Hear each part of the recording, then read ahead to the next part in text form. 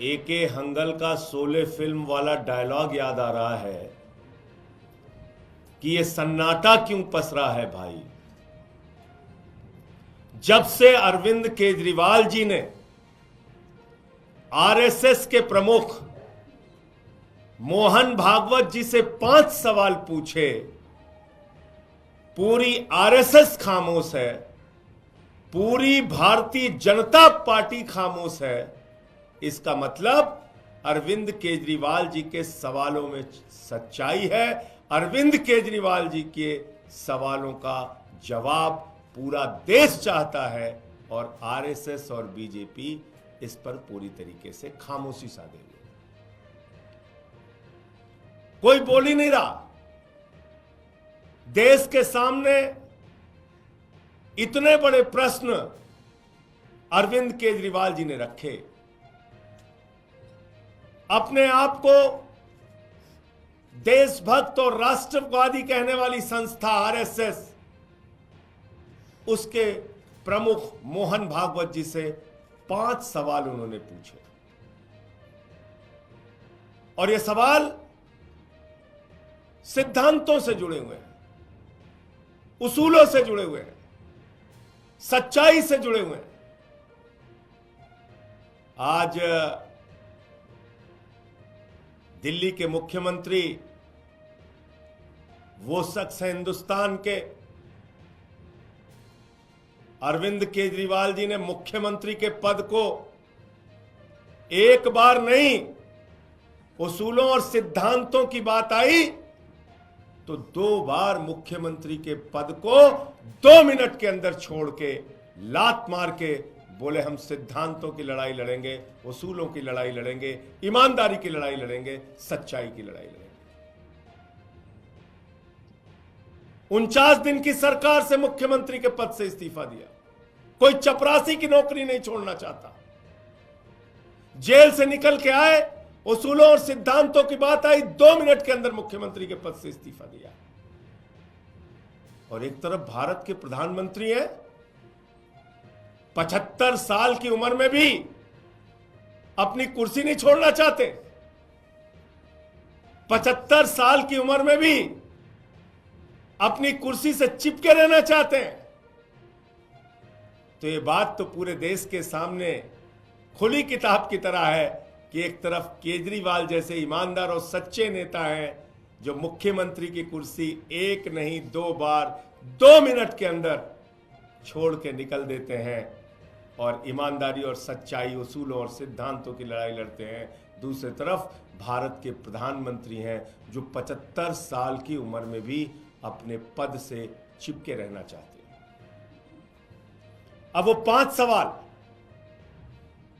जो अरविंद केजरीवाल जी ने कल मोहन भागवत जी से पूछे थे,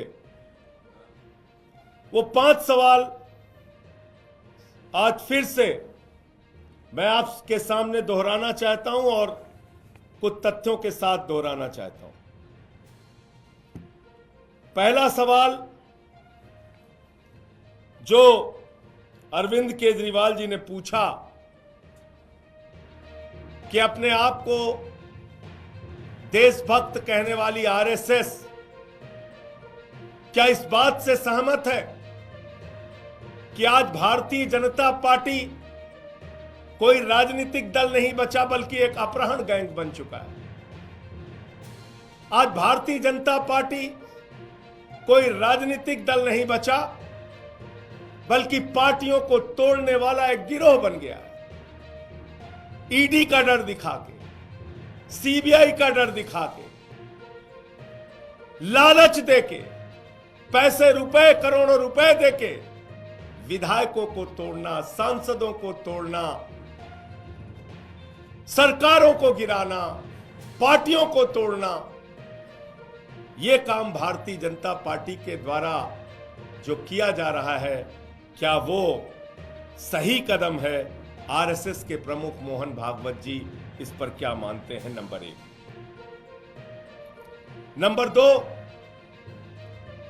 देश के सबसे भ्रष्टाचारी नेताओं को, और जिनको किसी और ने नहीं खुद भारत के प्रधानमंत्री ने भ्रष्ट कहा। एक अखबार में यह खबर आई थी कि विपक्ष के 23 वो नेता जिन पर गंभीर भ्रष्टाचार के आरोप खुद भारतीय जनता पार्टी ने लगाए, उनको गले लगाया, अपनी पार्टी में शामिल किया और उनको क्लीन चिट दे दी। मोदी जी की वॉशिंग मशीन में वो धुलकर पाक साफ हो गए। तो दूसरा सवाल, जिन नेताओं को खुद मोदी और अमित शाह और भारतीय जनता पार्टी भ्रष्टाचारी बताती रही, उनके भ्रष्टाचार को लेकर चीखती रही, चिल्लाती रही, कार्रवाई की मांग करती रही, उन्हीं नेताओं को जिन पे 70 हजार करोड़ रुपए के भ्रष्टाचार के आरोप खुद प्रधानमंत्री ने लगाए, उनको अपनी पार्टी के अंदर शामिल कर लिया। मोहन भागवत जी को यह कार्रवाई कैसी लगती है? क्या वास्तव में मोहन भागवत जी इन भ्रष्टाचारियों को बीजेपी में शामिल किए जाने पर सहमत हैं या असहमत हैं? नंबर 3, आरएसएस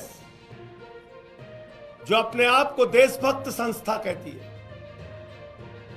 है कि हम एक नैतिकवादी मूल्यों पर चलने वाले लोग हैं। आरएसएस जो कहती है हम तो राष्ट्रीय स्वयं सेवक हैं, हम इस राष्ट्र की सेवा करने के लिए आए हैं, जिनकी जिम्मेदारी थी कि भारतीय जनता पार्टी के ऊपर नजर रखें कि वो पार्टी कभी पथभ्रष्ट ना होने पाए, और पथभ्रष्ट होने की कोशिश करे तो उसके ऊपर अंकुश लगाया जाए, उसके ऊपर रोक लगाई जाए, उसके ऊपर मोहन भागवत जी बोले, उसके ऊपर आरएसएस के लोग बोले। तो केजरीवाल जी का तीसरा सवाल है आरएसएस प्रमुख मोहन भागवत जी से कि मोहन भागवत जी, क्या आपने भारतीय जनता पार्टी के पथभ्रष्ट होने पर, इन सभी कार्रवाइयों पर आपने उन पर अंकुश लगाने की कभी कोई कोशिश की? आप उनकी इन कार्रवाइयों से सहमत हैं या असहमत हैं? आपने कभी उनको रोका कि ये क्या कर रहे हो? एक ऐसे मुख्यमंत्री जो फ्री शिक्षा, फ्री बिजली, फ्री पानी, फ्री इलाज, माताओं बहनों के लिए बस की फ्री यात्रा, बुजुर्गों की तीर्थ यात्रा, मुनाफे का बजट दिल्ली के लिए, ऐसे मुख्यमंत्री को जब जेल में डाला जाता है तो क्या मोहन भागवत जी के मन में प्रश्न उठता है कि यह काम बीजेपी गलत कर रही, मोदी जी गलत कर रहे हैं? चौथा प्रश्न जो एक आरएसएस के कार्यकर्ता के मन में, और आरएसएस का जो कार्यकर्ता बीजेपी में आया है उसके भी मन में है, और वो अपने आप को अपमानित महसूस कर रहे हैं। किस दबाव में बोल नहीं पा रहे नहीं मालूम, लेकिन जेपी नड्डा जो भारतीय जनता पार्टी के राष्ट्रीय अध्यक्ष हैं, उन्होंने खुले तौर पे कहा चुनाव के दौरान कि अब हमें आरएसएस की जरूरत नहीं है। तो क्या बेटा इतना बड़ा हो गया कि मां को आंखें दिखाने लगा? अपनी मातृ संस्था जिसकी कोख से बीजेपी पैदा हुई, उस आरएसएस को आंखें दिखाने का काम आज मोदी, जेपी नड्डा और अमित शाह कर रहे हैं। आरएसएस के प्रमुख को यह कही हुई बात कैसे लगी? उनके मन को ठेस पहुंची कि नहीं पहुंची?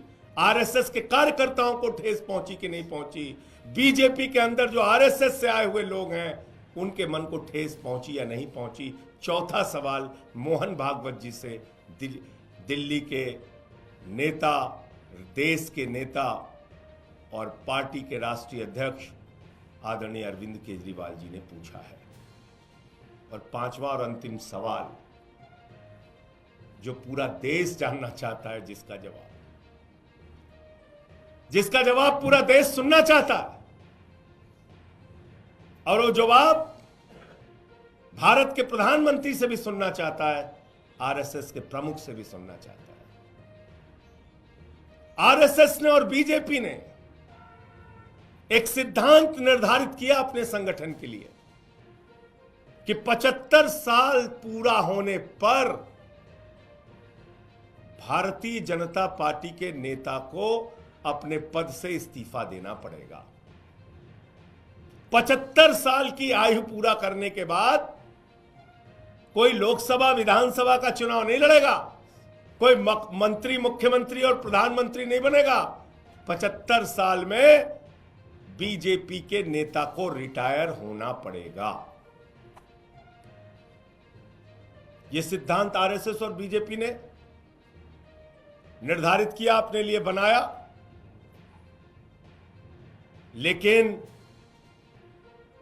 अमित शाह मोदी जी के बारे में पूछने पे कहते हैं, मोदी जी तो 75 साल के बाद भी देश के प्रधानमंत्री रहेंगे।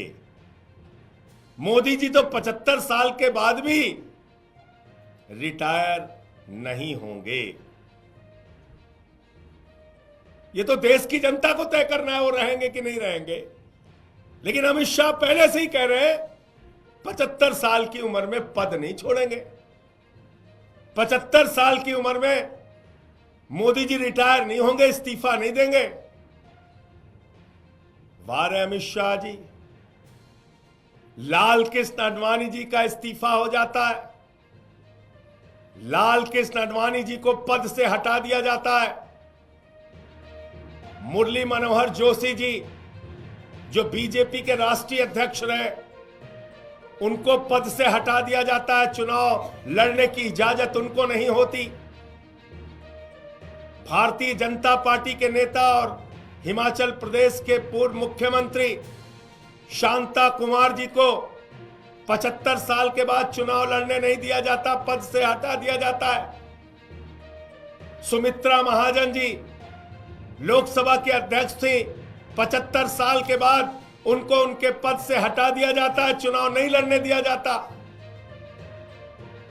वीसी खंडूरी जी 75 साल के बाद रिटायर कर दिया जाता है, चुनाव नहीं लड़ने दिया जाता।